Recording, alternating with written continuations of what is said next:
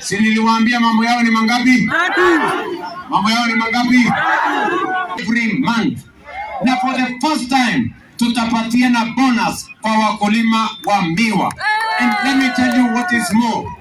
In another 3 years, vile kilimo ya miwa inaendelea, in another 3 years, hatutakuwa tunaagiza sukari kutoka nje. In fact, Kenya is going to be a net exporter of sugar in the next 3 years. Kilimo ya miwa itawacha kuwa chanzo cha umaskini kwa wakulima wetu.